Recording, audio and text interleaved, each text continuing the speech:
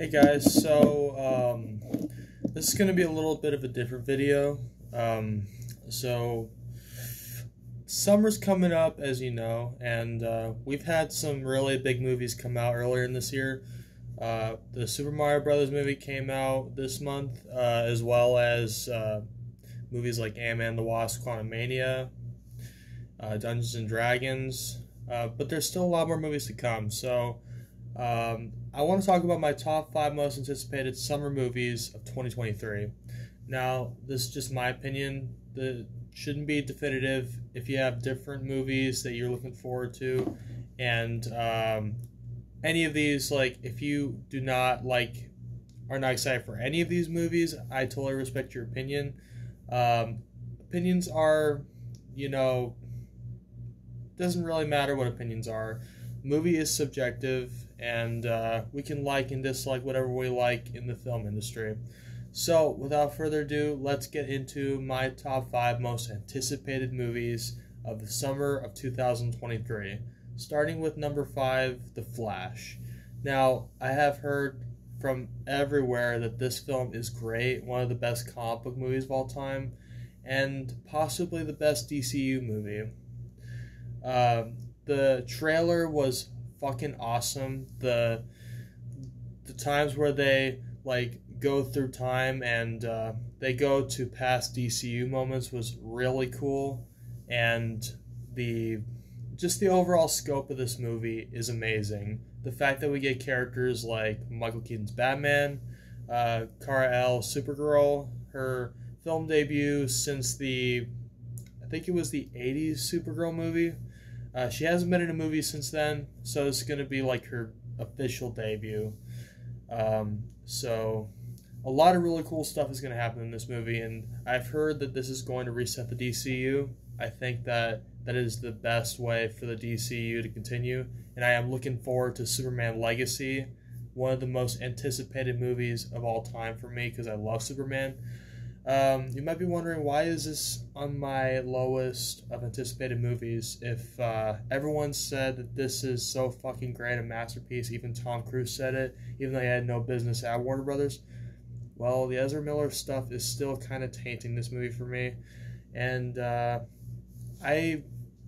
Flash is a really good character. I'm definitely looking forward to seeing his film debut. But I gotta be honest, guys, from the trailer, it seems like this movie is going to follow some similar beats as we've seen in the CW show of The Flash, like, the Speed Force, other Flashes, all the stuff that's really been covered in the Flash TV series. But hopefully they'll put their own spin on it, and it won't be a complete retread of the Flash TV show. I'm definitely looking forward to seeing this film when it opens in June, I think.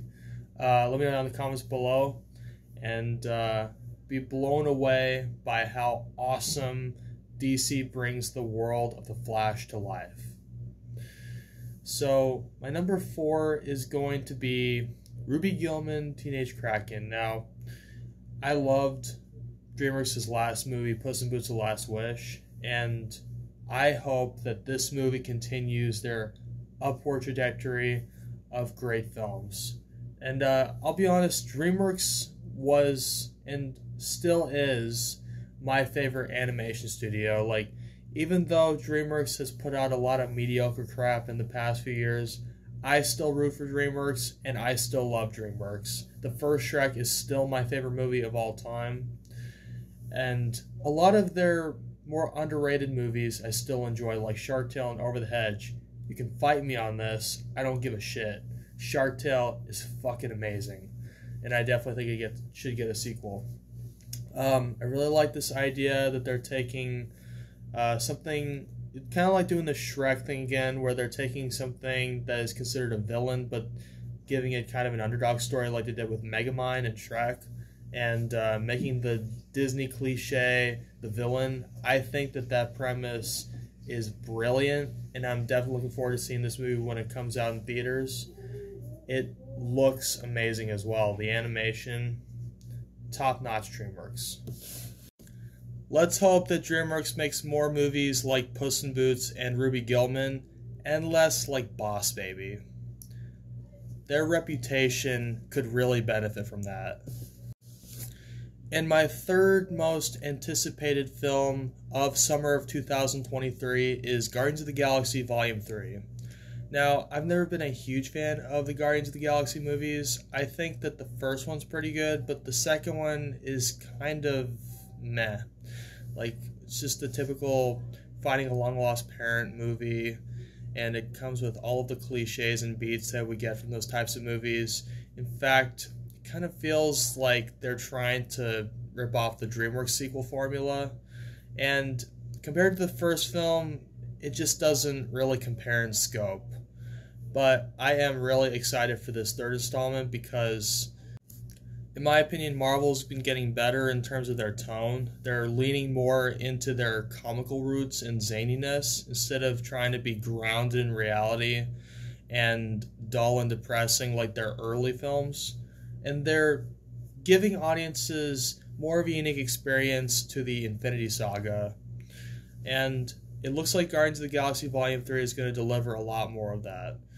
And I'll admit, even though I wasn't a huge fan of Guardians of the Galaxy, the franchise, these characters are really endearing. And I like that they're going more into the backstory of Rocket Raccoon. It looks like they're going to give him a cute love interest with that Otter character.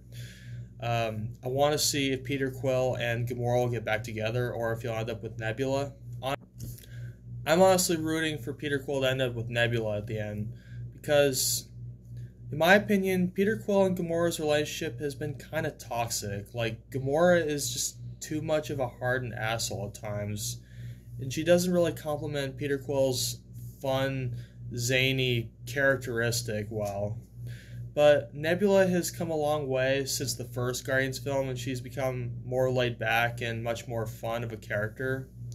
And I think that, they can complement each other well and make a great couple, because they both come from similar backgrounds, and they seem like they could both really understand each other. And I just think that it would be a lot better if Peter Quill and Nebula ended up together. It'd be a great subversion from these types of movies. And I'm definitely looking forward to seeing them battle Adam Warlock. I like the world that they go to in the movie. It's kind of a mix of aliens and animals. Like, I don't think they've really done that in other movies before. I'm really looking forward to Guardians of the Galaxy Volume 3. It looks like a lot of fun. It looks like a lot of zany, comic-y action that I've been wanting from these movies for a long time. And it definitely has the potential to be the best of the trilogy. The reason why it's in the middle is because I'm not as excited for this movie as I am for these other two. So anyways, guys, let's get into the top two. And my second most anticipated movie of summer 2023 is Spider-Man Across the Spider-Verse. Now, I placed the first Spider-Man to the Spider-Verse in the kind of overrated category. It's not at the level of Frozen, where I do not like the movie and think it's overrated overall. Not just because of the oversaturation of Frozen merchandise in the stores and all that, but just the fact that I thought the movie was just kind of overhyped. Like, it's a good movie, but it's not as good as everyone says. With that being said, I am looking forward to the sequel, because it looks like they are going to go into the Spider-Verse, and we're going to see more of that. Like, more Spider-Man, more of other versions of Peter Parker, as well as other iterations of Spider-Man. Like, we're going to get to see Spider-Man 2099, obviously, because he's implied to be the antagonist. But we're also going to see characters like Spider-Woman, which I've wanted to see since I first knew of the character when I read the comics. And the animation style just looks fantastic. Like, I'm really digging this new animation style, kind of blending 2D with this comic book aesthetic, or in Puss in Boots' case, combining 2D, 3D with a paintbrush aesthetic. I think it's very experimental. It looks very artistic, and I really want more animated movies to try this style out, especially Illumination. And it also looks like they're going to develop Miles' character more. this just looks like it has a really good story, and I really hope that they build on the romantic relationship between Miles and Gwen. That was one of the strongest points of the first Spider-Verse movie. They are so cute together, and I'm really excited to see Peter B. Parker back. I think this movie is going to be fantastic. It's going to be a banger of summer 2023. I don't know if Miguel is going to be the villain, but he's definitely going to be an antagonist. And I'm definitely looking forward to see what they bring to the table with Across the Spider-Verse. Alright, so the number one most anticipated movie of summer 2023 for me is Pixar's Elemental. Now, when I first heard of this movie, I was excited for it. Like, the concept is brilliant. Not only because it's going into a world that feels like Pixar again. It feels like those days when Pixar crafted amazing movies that were original and had unique ideas, a unique world, and just a unique style. But it also looked like it had the potential to be a really heartwarming movie. And when I saw the first trailer, I got hyped. I knew that I had to see this in theaters as soon as it was available. Elemental is a rom-com, like Pixar's first romantic comedy. They haven't really done that before. I mean, they've tried other genres. They've obviously dipped into the superhero genre with The Incredibles. They've dipped into sci-fi with WALL-E. But I've been wanting them forever to do a romantic comedy, and it looks like this movie is going to deliver in spades. The animation is, I mean, no surprise, guys, it's breathtaking. It's Pixar.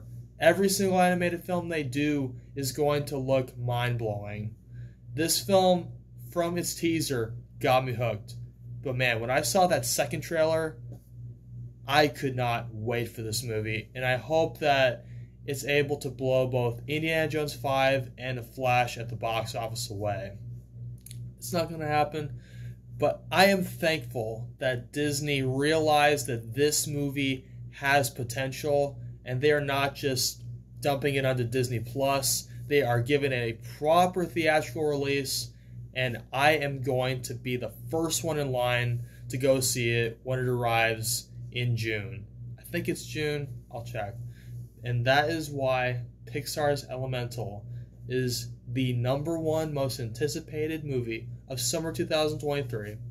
By the way, there are a couple honorable mentions. The Jennifer Lawrence comedy No Hard Feelings, which I've never been a big Jennifer Lawrence fan, but you know, this trailer was funny, and it looked like a film that I could get behind. Like, Jennifer Lawrence actually looks like she's having a lot of fun with these movies. She's not stoic like she is in films like the Hunger Games movies or Passengers. I like that she's starting to do more comedies, and she's starting to choose more lighthearted tones, and you know, just trying to expand her career. So that's one honorable mention right there. Another honorable mention is Indiana Jones 5. I'm gonna go see that. The reason why it's not on my list of anticipated movies, even though it's on all yours, I've never seen any of the Indiana Jones movies. I know that I'm probably one of the only ones that hasn't seen like Raiders of the Lost Ark, but I've just never really had any interest in checking them out. But before the film comes out in summer, I'm definitely going to watch every single Indiana Jones movie. And it's definitely going to be fun. Anyways, guys, those are my anticipated movies of summer 2023. What are your most anticipated movies of summer 2023? Let me know in the comments below, and I will see you guys on the next video. Take care.